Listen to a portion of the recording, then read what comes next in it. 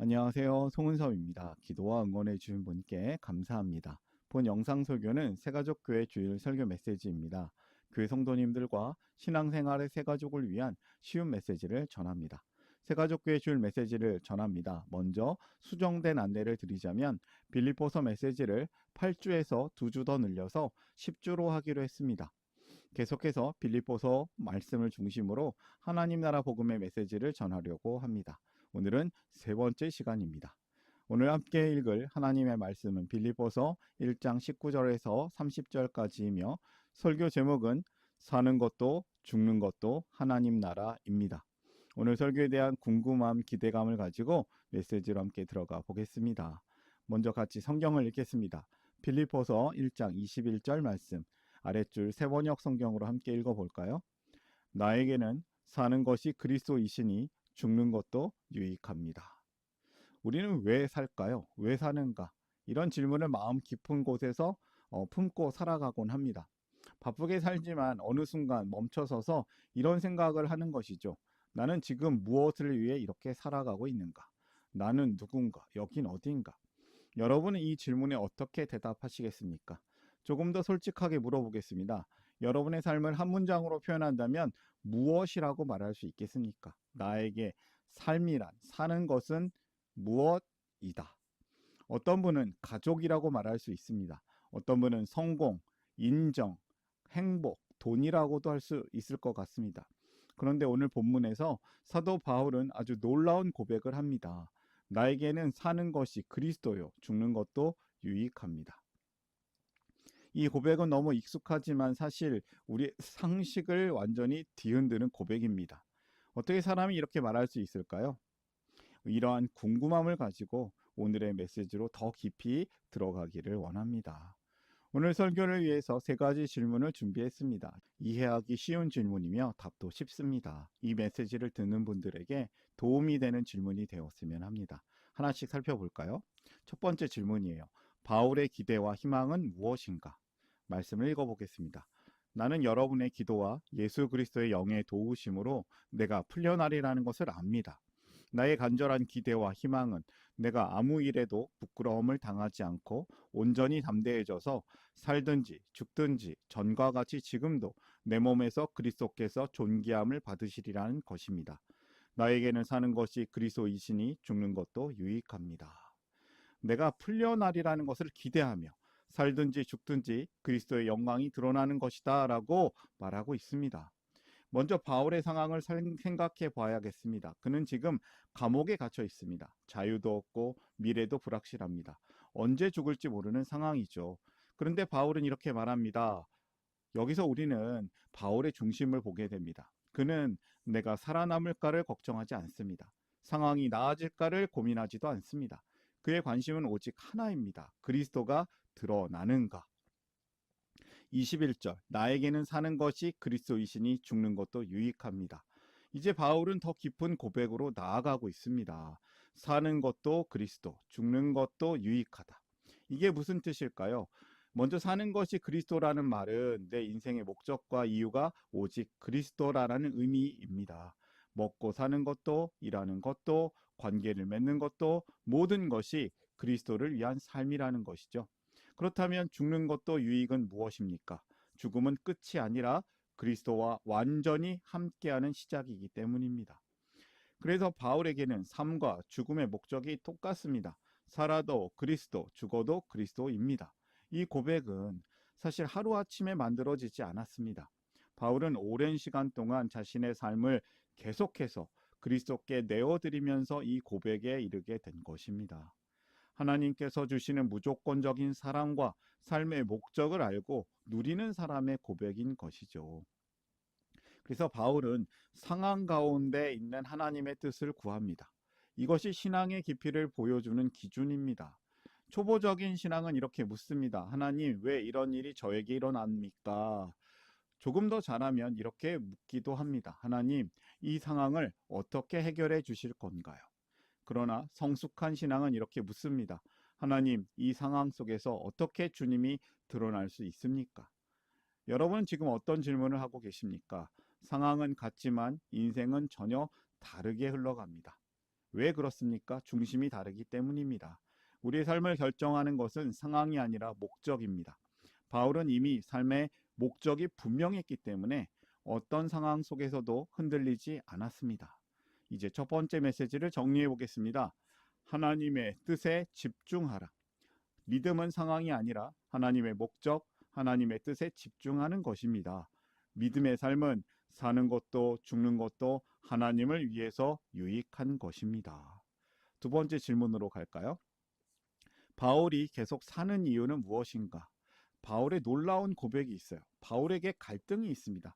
22절에서 24절까지 잘 읽어보겠습니다. 그러나 육신을 입고 살아가는 것이 나에게 보람된 일이면 내가 어느 쪽을 택해야 할지 모르겠습니다.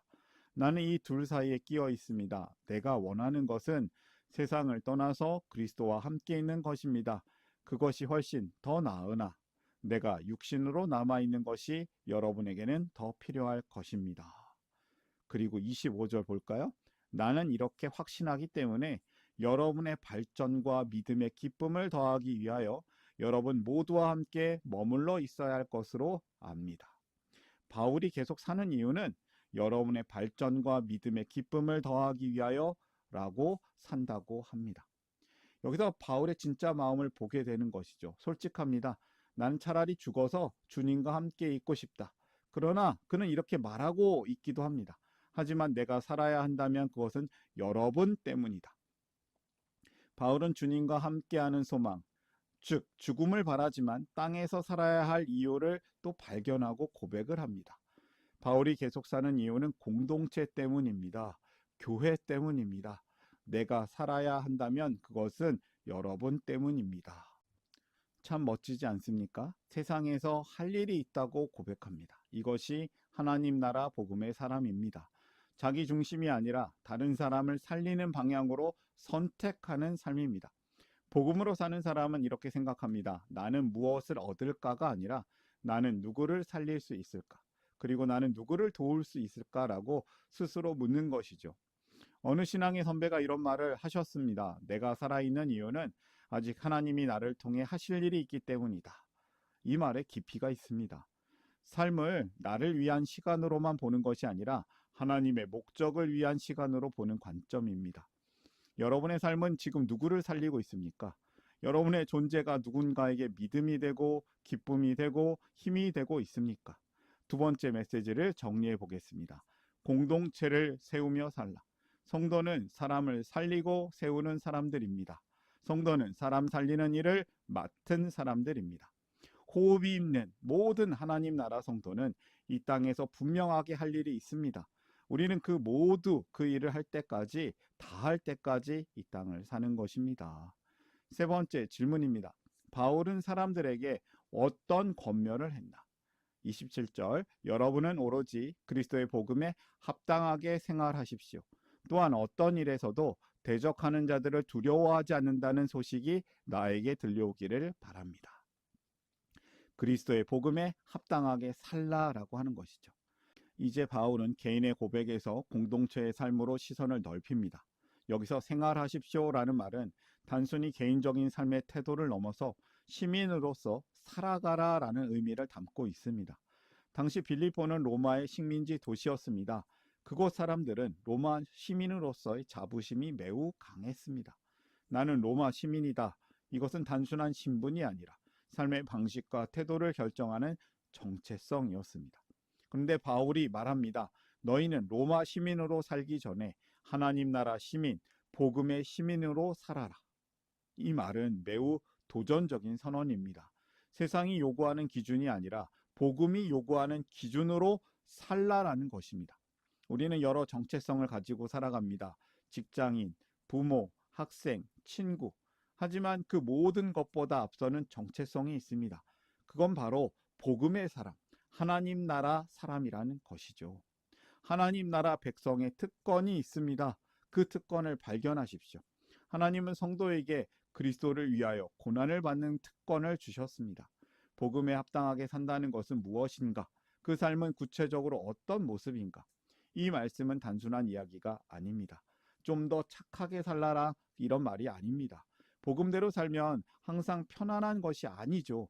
때로는 오해를 받습니다. 때로는 손해를 봅니다. 때로는 불이익을 당하기도 합니다. 그래서 우리는 두려워하는 것이죠. 고난이 특권이다. 이 말씀이 어떻게 들리십니까? 사실 이것은 우리의 감정과는 정반대의 방향이죠. 우리는 고난을 피하고 싶어 합니다. 가능하면 멀리 하려고 합니다. 그런데 바울은 말합니다. 고난도 은혜다. 고난이 특권이다. 왜 그렇습니까? 고난은 우리를 그리스도와 더 깊이 연결시키기 때문입니다. 고난은 우리의 믿음을 더 분명하게 드러내기 때문입니다. 고난은 복음이 단순한 말이 아니라 삶이라는 것을 증명하게 하기 때문입니다. 바울의 삶은 고난이 특권인 것을 보여주었습니다. 그래서 바울은 힘있게 권면할 수 있는 것입니다. 바울은 빌립보 교회 공동체 사람들에게 고난의 특권으로 살라고 권면을 합니다. 세 번째 메시지를 정리해 보겠습니다. 복음에 합당하게 살라. 성도는 고난의 특권으로 사는 사람들입니다. 오늘 메시지를 정리하면서 더하는 질문을 드려봅니다. 이 메시지, 이 질문을 통해 혼자 생각하면서 정리해도 좋습니다. 그런데 두세 사람이 함께 나누면 더욱 좋은 질문이에요. 질문에 정해진 답은 없습니다. 질문은 지식을 얻기 위한 것이 아니라 생각을 돕기 위한 것입니다. 여러분에게 삶과 생각을 진솔하게 나눌 수 있는 신앙의 가족이 있기를 바랍니다. 서로 이야기를 말하고 들으면서 함께 공감하고 살아갈 힘을 얻으시기를 응원합니다. 저와 여러분이 함께 이 질문을 같이 읽어보겠습니다. 함께 읽어볼까요? 내가 사는 이유는 무엇이다? 라는 질문을 들었을 때 지금 내 마음에 가장 떠오른 것은 무엇인가? 그렇게 생각한 이유를 나누어 보라. 바울은 어떤 상황에서도 그리스도가 드러나는 것을 가장 중요하게 여겼습니다. 최근 나의 삶에서 상황이나 문제에 더 집중했던 순간이 있었는가? 바울은 자신의 삶을 다른 사람의 믿음과 기쁨을 위해 사용했습니다.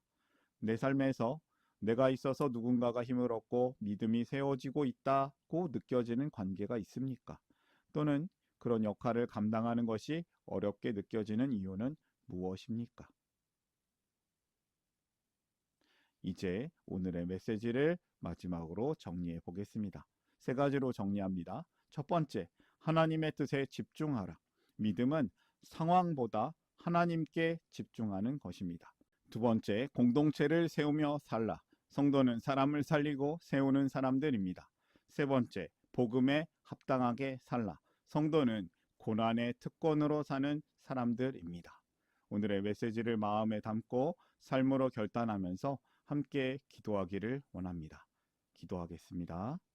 당신의 선한 일을 위하여 우리를 작품되게 하시고 새로운 가족 되게 하시고 새로운 삶을 살게 하시네. 하늘에 계신 우리 아버지, 사랑이신 하나님, 우리의 생명과 삶의 주인 되시는 주님을 찬양합니다. 우리를 부르셔서 복음을 알게 하시고 그리스도 안에서 살아가게 하시니 감사합니다. 우리 삶을 통하여 주님의 이름이 높임을 받게 하시고 이 땅 가운데 하나님 나라가 이루어지기를 기도합니다. 우리가 살아가면서도 주님이 아닌 다른 것들을 삶의 중심에 두고 살아왔음을 고백합니다. 우리의 마음을 새롭게 하셔서 사는 것도 죽는 것도 그리스도라는 고백이 우리 삶의 실제가 되기를 소망합니다. 오늘도 우리에게 필요한 믿음과 은혜를 더하여 주시고 어떤 상황 속에서도 두려움에 흔들리지 않고 주님을 드러내는 삶을 살게 하여 주시옵소서. 우리의 연약함과 죄를 용서하시고 우리가 서로를 사랑하며 세워주는 공동체가 되기를 원합니다. 주님, 우리의 삶을 주님께 드립니다. 사는 동안에 주님을 위해 살게 하시고 어떤 상황 속에서도 주님을 신뢰하게 하시며 고난 속에서도 주님을 더 깊이 만나기를 기도합니다. 모든 나라와 권세와 영광이 아버지 하나님께 있음을 믿으며 우리 주 예수 그리스도의 이름으로 기도드립니다. 아멘. 하나님 나라 여기 있네. 하나님 나라 함께 사네. 예수님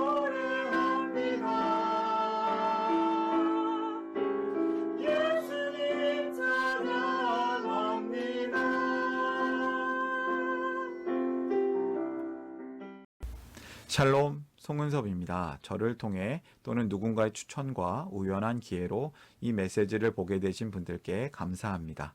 모든 성도님들은 하나님 나라의 새가족이십니다. 교회를 처음 나오신 분들만 새가족이 아니라 우리 모두가 새가족입니다. 왜냐하면 우리가 하나님 나라에서 새로운 관계가 된 새로운 가족 공동체이기 때문입니다. 본 설교는 새가족교회 공동체 새가족과 후원자를 위한 메시지이며 기독교를 잠시 떠났거나 새롭게 시작하시는 분들을 위한 쉬운 메시지이기도 합니다. 혹시 새가족교회의 가족, 새가족 또는 후원자가 되기를 원하시는 분들은 이메일로 카카오톡 아이디로 연락을 주시면 감사하겠습니다. 오늘의 메시지 하나님의 은혜가 넘치시기를 바랍니다. 사랑합니다. 축복합니다.